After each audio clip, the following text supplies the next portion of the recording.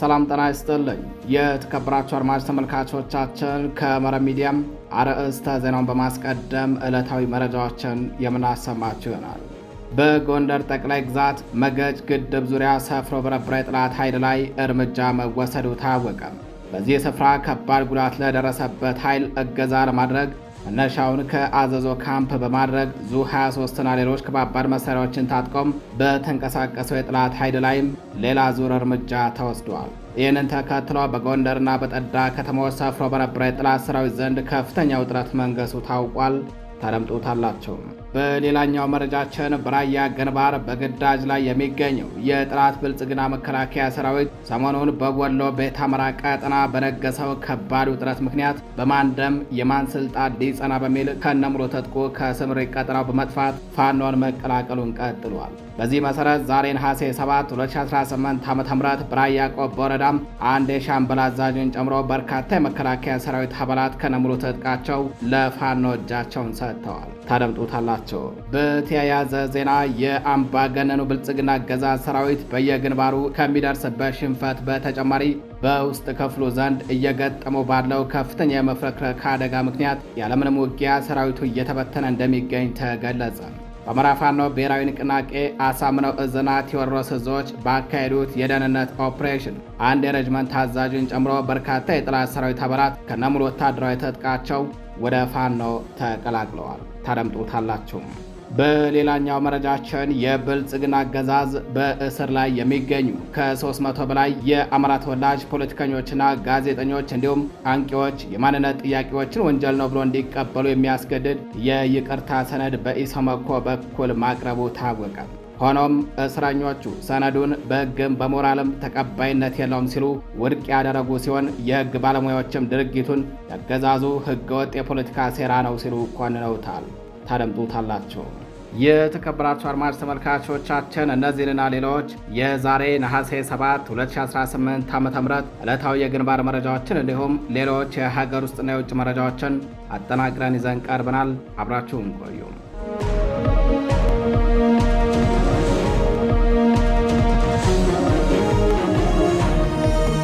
ወደ ቀዳሚው መረጃችን እናልፋለን። በጎንደር ጠቅላይ ግዛት መገጭ ግድብ ዙሪያ ሰፍሮ በነበረው የጠላት ኃይል ላይ ከባድ ጥቃት መፈጸሙ ተነገረ። በዚህ ስፍራ እርምጃ ለተወሰደበት ኃይል እገዛ ለማድረግ ከወደ አዘዞ በተንቀሳቀሰው የጠላት ኃይል ላይም እርምጃ ተወስዷል። ይህንን ተከትሎ በጠዳና በጎንደር ከተሞች ሰፍሮ በነበረው የአገዛዙ ሰራዊት ላይ ከባድ ውጥረት መንገሱን የታወቀው በአማራ ፋኖ ብሔራዊ ንቅናቄ ጎንደር ጠቅላይ ግዛት በላይ ዘለቀ ዕዝ ዳግማዊ ቴዎድሮስ ኮር አካል የሆነው ጎንደር የበጋሻው ክፍለ ጦር ስር ከአፄ ፋሲለደስ ከጎንደር ከቃኘውና ከቴዎድሮስ ብርጌዶች የተወጣጡ አርበኞች በጋራ በመሆን በወሰዱት እርምጃም በመገጭ ግድብ ዙሪያ ሰፍሮ የነበረው የብልጽግና መከላከያ ሰራዊትን አሽመድምደው አንጸባራቂ ድል ተቀዳጅተዋል። የጠላት ጦር አከርካሪው በተሰበረበት በዚያ አውደ ውጊያ እገዛ ለማድረግ ዙ 23ና ሌሎች ከባባድ የጦር መሳሪያዎችን ታጥቆ መነሻውን ከአዘዞ ካምፕ በማድረግ በተንቀሳቀሰው የጠላት ሰራዊት ላይ ዳግም ከባድ እርምጃ የተወሰደ ሲሆን በዚህም በርካታ ወታደሮች ተደምስሰዋል። በመገጭ ግድብ ዙሪያ የተወሰደውን እርምጃ ተከትሎ በጎንደርና በጠዳ ከተሞች ሰፍሮ በነበረ የጠላት ሰራዊት ዘንድ ከፍተኛ ወታደራዊ ውጥረት የነገሰ ሲሆን አንዳንድ ወታደሮችም ከነሙሉ ትጥቃቸው ከጥርናፊያቸው በመሳት ደብዛቸው መጥፋቱ ተነግሯል።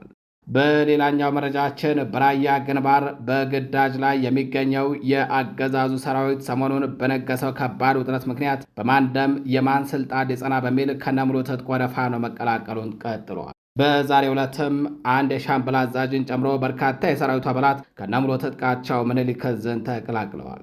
ዛሬ ነሐሴ 7 2018 ዓ.ም በሰሜን ወሎ ዞን ራያ ቆቦ ወረዳ የጠላት ሰሜን ምስራቅ ዕዝ አንደኛ ኮር 47ኛ ክፍለ ጦር 4ኛ ሻምበል አዛዥና የሰሜን ምስራቅ ዕዝ 208ኛ ኮር 49ኛ ክፍለ ጦር 3ኛ ሻለቃ 2ኛ ሻምበል አባል ከነሙሉ ትጥቃቸው በምኒልክ ዕዝ 102ኛ ኮርን ተቀላቅለዋል። ከተቀላቀሉት የጠላት ሰራዊት አባላት መካከል 50 አለቃ ጫላ ተኩ የሰሜን ምስራቅ ዕዝ አንደኛ ኮር 47ኛ ክፍለ ጦር አንደኛ ሬጅመንት 4ኛ ሻምበል አዛዥና ሙሉጌታ ሰፋ ጥሩነህ የሰሜን ምስራቅ ዕዝ 208ኛ ኮር 49ኛ ክፍለ ጦር 3ኛ ሻለቃ 2ኛ ሻምበል አመራር ትናንት አመሻሹን 102ኛ ኮርን ተቀላቅለዋል። ወደ ፋኖ የመጡት የብልጽግና ሰራዊት አመራሮች ሁለት ጥቁር ክላሽንኮቭ መሳሪያም 400 ክላሽ፣ 2 የኤፍ1 ቦምብና 6 የክላሽንኮቭ ካዝና በመያዝ ነው የተቀላቀሉትም።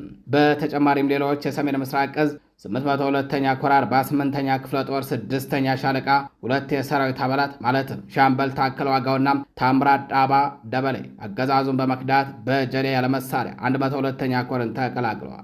ሰሞኑን ከራያ ግንባር እስከ ወልዲያ ደሴና ኮምቦልቻ ድረስ ከባድ ውጥረት መንገሱን ተከትሎም በየቀኑ ቢያንስ ከ30 በላይ የሚሆኑ ወታደሮች ከነሙሉ ትጥቃቸው በራያ ግንባር ከስምሪት ቀጠናቸው እየወጡ መሆኑን መረብ ሚዲያ መዘገቡ አይዘነጋም። ሰራዊቱ በማን ደም የማን ስልጣን ሊጸና በሚል ከጥርናፌው በመውጣት እየጠፋ ሲሆን ከፍተኛ አዛዦች እነ ጀነራል አሰፋ ቸኮልን ጨምሮም የፈረሰውን ጦር እንደገና ለማስተሳሰር እየሞከሩ ቢሆንም ነገር ግን ዛሬ ያስተሳሰሩት ነገ ፈርሶ እያደረባቸው የሚይዙት የሚጨብጡትን እንዳጡ መረብ ሚዲያም ለማረጋገጥ ችለዋል። አድማጭ ተመልካቾቻችን መረጃዎቻችን እንደቀጠሉ ናቸው። በተያያዘ ዜናም የአምባገነኑ የብልጽግና አገዛዝ ሰራዊት በየግንባሩ ከሚደርስበት ሽንፈት በተጨማሪ በውስጥ ክፍሎቹ ዘንድ እየገጠመው ባለው ከፍተኛ የመፍረክረክ አደጋ ያለምንም ውጊያ በመበተን ላይ መሆኑ ተገልጿል። በአማራ ፋኖ ብሔራዊ ንቅናቄ ቴዎድሮስ ዕዝና አሳምነው ዕዝ ባካሄዱት የደህንነት ኦፕሬሽን አንድ የሬጅመንት አዛዥን ጨምሮም በርካታ የሰራዊቱ አባላት ከነሙሉ ትጥቃቸው እንዲቀላቀሏቸው ማድረግ ችለዋል። የአገዛዙ የሬጅመንት አዛዥ የነበረው 100 አለቃ ውድነህ እጅጉ የብልጽግና ሰራዊትን ከርቶ ነው ፋኖን የተቀላቀለው። አምባገነኑ የብልጽግና አገዛዝ በየአቅጣጫው በህዝቡና በሀገሪቱ ላይ የሚፈጽመው እኩይ ተግባር ምክንያት በገዛ ሰራዊቱ ዘንድ ፍጹም ቅቡልነት ማጣቱ ታውቋል።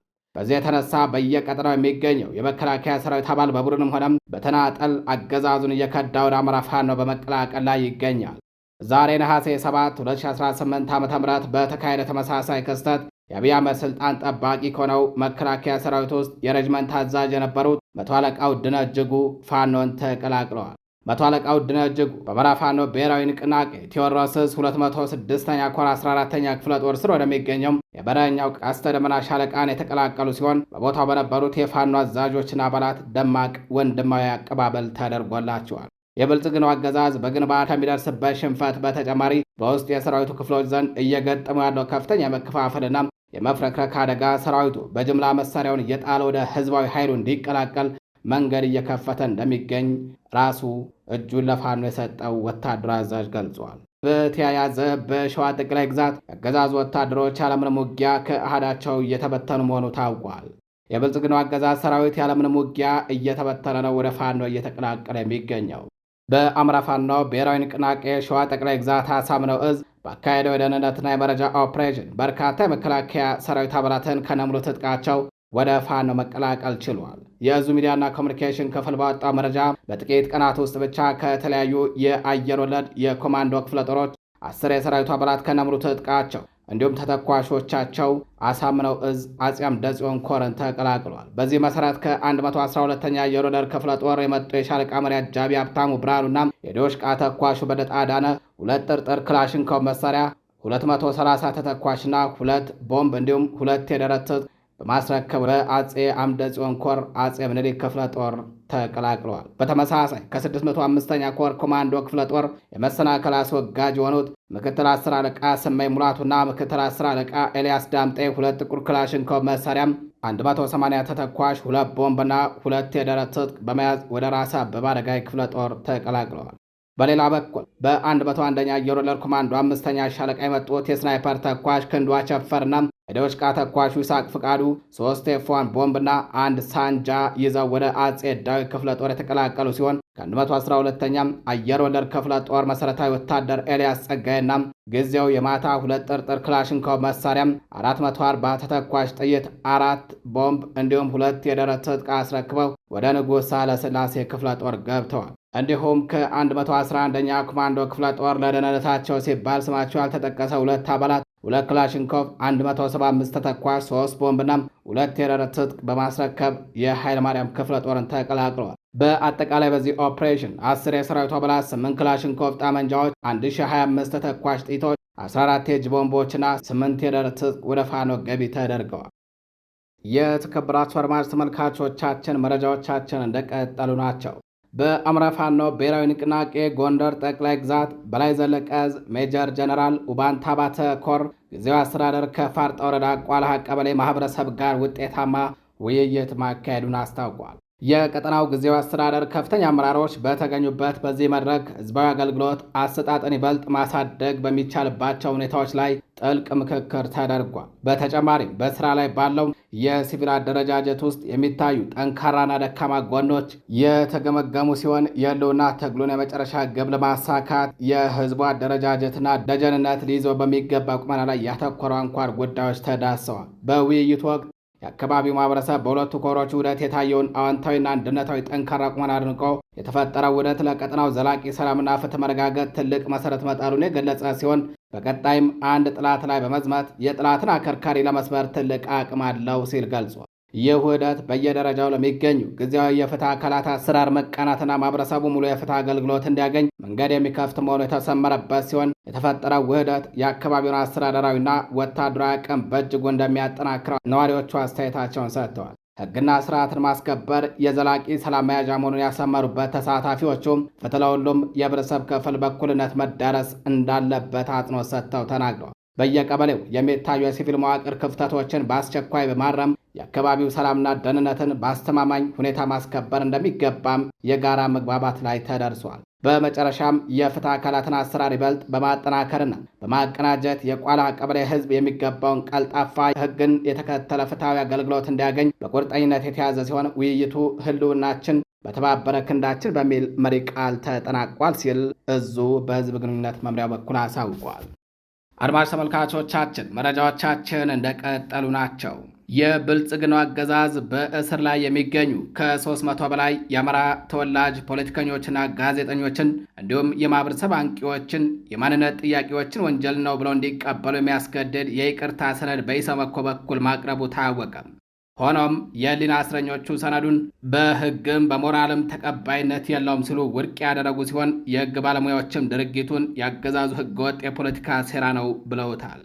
ፋሽስቱ የብልጽግና አገዛዝ የአማራ ህዝብ ጥያቄዎችን ወንጀል አስመስሎ ለማቅረብ አስሯቸው በሚገኙ ጋዜጠኞችና ፖለቲከኞች እንዲሁም አንቂዎችንና ተቆርቋሪዎችን ጥፋተኛ ነን ብለው እንዲፈርሙ ሰነድ አቅርቧል። ጸረ አማራውና ሀገር አፍራሹ የብልጽግና አገዛዝ በእስር ቤት የሚገኙ ከ300 በላይ የአማራ ተወላጅ ፖለቲከኞች፣ ጋዜጠኞችና ንቁ እንቅስቃሴ አድራጊዎችን ጥፋተኛ ነን፣ በድለናል፣ በእኛ ምክንያት የህዝብ እልቂት ደርሷል፣ ተጸጽተናል የሚል ሰነድ አዘጋጅቶ ለማስፈረም አዲስ የታሪክ ስህተትና ሴራ መዘርጋቱ ታውቋል።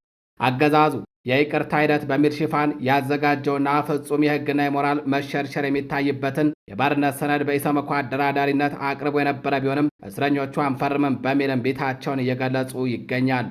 አገዛዙ የታሰሩትን ወገኖች ለማስፈረም ያቀረበው ውል የአማራን ህዝብ ህልውናና ህጋዊ የመሬትና የማንነት ጥያቄዎችን የተጻረረና እንደ ወንጀል የቆጠረ ሲሆን ከቀረቡ አሳፋሪ ቅድመ ሁኔታዎች መካከልም አንደኛም አገዛዙ ራሱ በአማራ ህዝብ ላይ የፈጸመውን ጭፍጨፋ፣ ሞትና ውድመት ተከሳሾቹ እኛንን ፈጻሚዎቹ ብለው እንዲቀበሉ ማስገደድ፣ ሁለተኛ ሀገሪቱ በአማራ ትውፊቶችና እሳቤ መመራት አለባት፣ እንዲሁም ያለ አግባብ የተወረሱ የአማራ ርስቶችን መለሱ የሚሉ ህጋዊና ታሪካዊ አቋሞችን ማራመድ ወንጀል ነው ብለው እንዲያምኑ ማድረግ፣ ሶስተኛ ለአማራ ህዝብ መብትና ጥቅም የቆመውን ጀግናውን የአማራ ፋኖ ጽንፈኛ ኃይል ብለው እንዲያወግዙ ማስገደድ፣ አራተኛ ዳግመኛ ህዝባዊ ዓላማን እንዳያነሱና ህገወጡ አገዛዝ የሚወስደው ማንኛውንም እርምጃ እንዲቀበሉ እንዲደግፉ መጫን የሚሉ ይገኙበታል።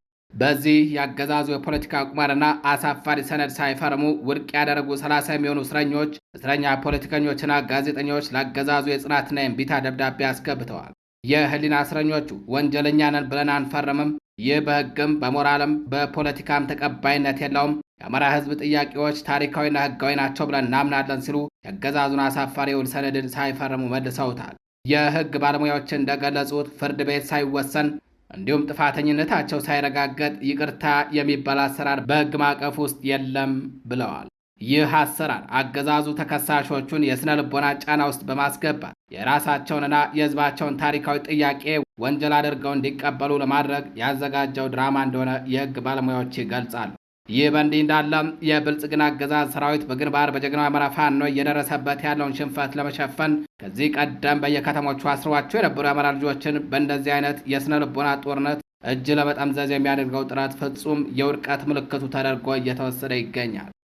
የተከበራችሁ አድማጭ ተመልካቾቻችን መረጃዎቻችን እንደቀጠሉ ናቸው። በአዲስ አበባ በአገዛዙ ደህንነቶች ከታፈነ ዓመት ከ6 ወር የሆነው መምህር ደመቀ አቤ እንዲፈለግ ቤተሰቦቹ የአፋልጉኝ ጥሪ አቀረቡ።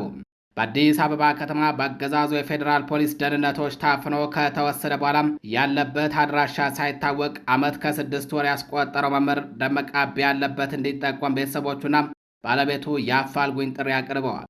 የካቲት 8 2017 ዓ.ም በፌዴራል ደህንነቶች ለጉዳይ ትፈለጋለህ ተብሎ ከሚሰራበት አዲስ አበባ ጎፋ ገብርኤል አካባቢ የታፈነው ወጣቱ እስካሁን ድረስ ያለበት ሳይገኝ የውሃ ሽታ ሆኖ ቀርቷል። ከዚያን ጊዜ ጀምሮ ቤተሰቦቹ በአዲስ አበባ በሚገኙ ልዩ ልዩ እስር ቤቶች፣ ፖሊስ ጣቢያዎች ተዘዋውረው ቢፈልጉም እንዲሁም ከአዲስ አበባ ውጭም በሚገኙ ማጎሪያ ቤቶች ተዘዋውረው ቢፈልጉም ሳያገኙት ቀርተዋል። በመሆኑም አገር ወዳድ ኢትዮጵያውያን የሰብአዊ መብት ተሟጋች ድርጅቶችና የሚመለከታቸው አካላት የታገተው መምህር ደመቀ አቤ ያለበትን ቦታ በመጠቆም እንዲተባበሯቸው ቤተሰቦቹ ተማጽኖ አቅርበዋል። መረጃ ያለው ማንኛውም ወገን በሚከተለው ስልክ ቁጥር በመደወል እንዲያሳውቅ ቤተሰቦቹ ጥሪ አቅርበዋል። የሚከተለው ቁጥር የወላጅ እናቱ ቁጥር ነው። 0930 77 29 40።